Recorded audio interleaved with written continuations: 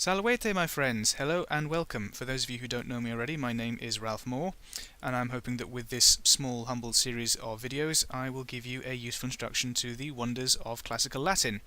I've been studying Latin for the past 2 years as part of my university degree, but unfortunately I am now no longer doing so. So with this series of videos, I'm hoping not only to pass on a bit of my knowledge to you guys, if you're interested, but also to try and keep it fresh in my mind to stop it declining from lack of use.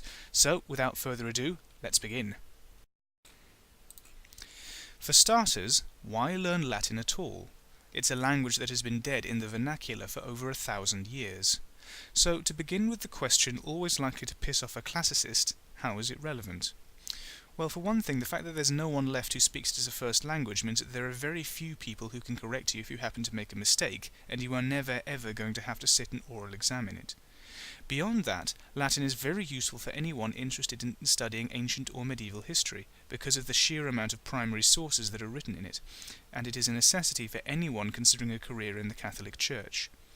If you're not interested in such esoteric career paths, Latin still has a lot to offer. Latin forms the basis of a lot of scientific terminology, from the proper names of the elements of the periodic table, through the system of classification developed by Carl von Linné, aka Carolus Linnaeus, to most of the medical terms relating to the human body. From a linguistic point of view, not only is Latin the direct ancestor of the Romance language subfamily, which includes modern Italian, Spanish, Portuguese, Catalan, French, Occitan, Romanian and Moldavian, but its vocabulary has filtered through into a huge number of English words and into many other languages besides.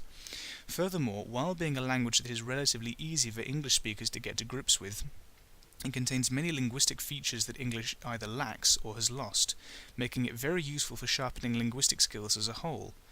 In her book A Natural History of Latin, Tore Jansson argues that Latin's huge influence on the speech of the entire world, both in the vernacular languages spread by European colonialism and in the academic language of the sciences, has made it, in evolutionary terms, the most successful language ever spoken by human beings. So then, what is Classical Latin? Classical Latin is the form of the language that was spoken and written by the people of Rome, most of the Italian peninsula, and as a second language by peoples living in the provinces, especially the western ones, of the Roman Empire, from about 150 BC to 150 AD. These are certainly not absolute dates, but rough ones, after or before which changes in pronunciation, spelling, and vocabulary begin to set in. This period is significant for the study of Latin because it both coincides with the height of the power of the Roman Empire and with what are considered to be the greatest flowerings of Latin literature. We have very little surviving evidence for early Latin, spoken before this period, and while there are a few good examples of late Latin, spoken from around 150 AD to 450, in the record, many authors from the time chose to continue to write in the archaic classical form. Late Latin, however, does form the basis of medieval Church Latin, particularly in its pronunciation. While there are differences, a basic knowledge of Classical Latin should give you a means to read and understand all of these forms pretty well. The alphabet used by Classical Latin is one of the oldest writing systems that continues to be used today. It is the basis not only for the written forms of nearly all European languages, but also, again thanks to the rather mixed blessing of European colonialism, for the written forms of most of the native languages of the Americas, Sub-Saharan Africa and Oceania. The original form of it, however, only had 20 letters, rather than the modern English 26. 3 letters were added to it during the period when Classical Latin was spoken, which were borrowings from the Greek alphabet based on the letters kappa, upsilon, and zeta, though these appear only quite rarely, and mostly in Greek loanwords. The other 3 extra letters come from after the Classical period, and are either clarifications made by medieval Latin-speaking monks to make learning Latin easier, or adaptations of the Latin alphabet to sounds that exist only in other languages using it. Originally, the letters V and U were one and the same. Some Latin texts use V's for U's to reflect this, while some keep them separate to avoid confusion. We will simply use the letter U throughout to reflect its status as a vowel. Latin consonant sounds are mostly pretty straightforward for English speakers. P is P, T is T, B is B, but there are a few things to be aware of. First of all, the letters C and G are always pronounced as hard consonants, that is, K and G, rather than S or J. Secondly, the letter S never softens into a Z sound, even when it comes after a vowel, so it sounds more like the S sound at the end of wince than at the end of wins. Thirdly, and probably very difficultly for a lot of English speakers, the Latin R is always rolled, making a R sound both at the beginning and end of a syllable. This letter was sometimes called the littera canina, or dog-like letter, because it sounded a bit like the growling of a small dog.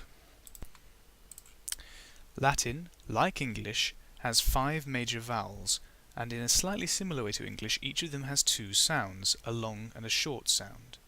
Original classical Latin did not distinguish between the two in writing, instead relying on the accent of the speaker, but modern renderings of it often use an accent mark called a macron over the letter to indicate a long vowel, which I will do in these videos. A is pronounced much like it is in Italian or Southern British English, a in the short form, and a in the long form. The Latin E is a bit different from the English because it is pronounced a when short and a when long. Similarly, I is different in being pronounced E or E rather than I or I. O is pronounced O when short and O when long.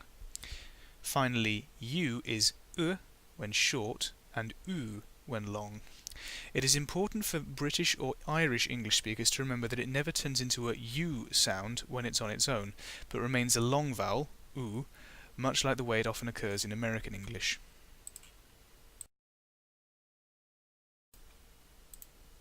Here are a few examples of Latin words to try out your basic pronunciation.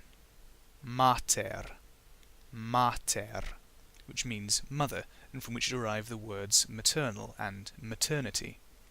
Roma, Roma, which is the proper name for the city of Rome, and it remains as such in many modern Romance languages.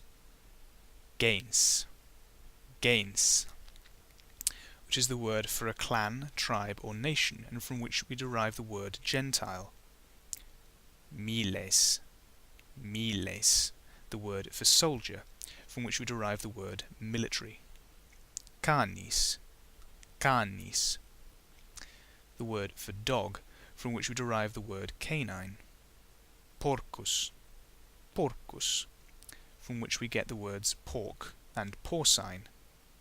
Mus, mus, which means mouse, and domus, domus, the word for house or home, from which we get the words domestic and domicile. Diphthongs are a linguistic feature where 2 vowels placed together combine to make a third sound. There are 5 of these that regularly occur in classical Latin. The diphthongs AE and AI are pronounced pretty much identically as an I sound, but you will see that the latter is only used when the sound comes before another vowel. AU is pronounced very much like the English OU in words like house, rather than how it occurs in the English pronunciation of automatic. EI makes an A sound similar to a long Latin E, but it is used instead when another vowel sound comes afterwards. OE makes an OI sound, like in the English noise. Here are some more examples of words for diphthong pronunciation. Caelum. Caelum is the word for sky, air, or the heavens, from which we derive the word celestial and the name Celia. Gaius. Gaius is a very common Roman given name. Aurum. Aurum means gold, and it is the reason that the chemical symbol for gold is Au. Eius. Eius is a pronoun used to denote possession, translating as his, hers, or its. Poeta. Poeta is the word for poet, making it a very close cognate with English. In their short form, the vowel letters I and U sometimes work like consonants when put in front of other vowels. I works a bit like in English Y, it makes a Y sound, and U sometimes works a bit like an English W, making a W sound. Here are some examples. Wir, wir, which means man, particularly an adult but not elderly man, and from which we get the word virile. Equus, equus, meaning horse, from which we get the word equestrian. Ius, ius, which means a law, a legal right, or a custom, and from which we get words like justice. And iam, iam, an adverb meaning soon, or sometimes now. On a final note for pronunciation, Latin vowels that do not go together to make diphthongs are pronounced as separate syllables when placed next to each other.